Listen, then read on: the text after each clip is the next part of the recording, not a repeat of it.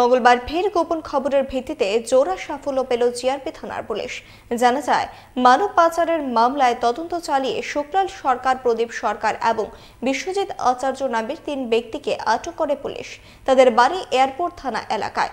বুধবার police remand চেয়ে তাদের আদালতে পেশ করা হয় বলে জানান ওসি তাপস দাস।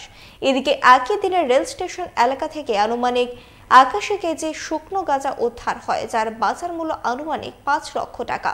যদিও এই ঘটনায় কাউকে আটক করতে পারেনি পুলিশ। গতকালকে আমরা ৩ জন ইন্ডিয়ান টাউটকে অ্যারেস্ট করেছি। তো ওদের সবার বাড়ি এয়ারপোর্ট থানার আন্ডারে।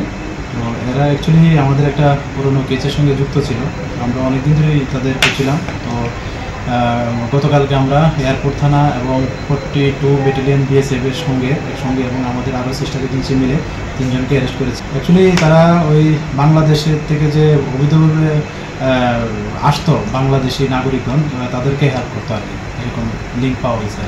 জিআরপি থানা এবং আরপিএফ থানা মিলে আমরা গতকালকে সর্বমোট ৮১ কেজি গাঁজা উদ্ধার করেছি। আমাদের যে আগরতলা রেল স্টেশন থেকে যে জিরানিয়া টুয়ার্ডস, এখানে রেল ট্র্যাকের পাশে যে ঝুপঝাড় আছে ওখান থেকে আর কি। এটা গোপন সংবাদের ভিত্তিতে করা হয়েছে।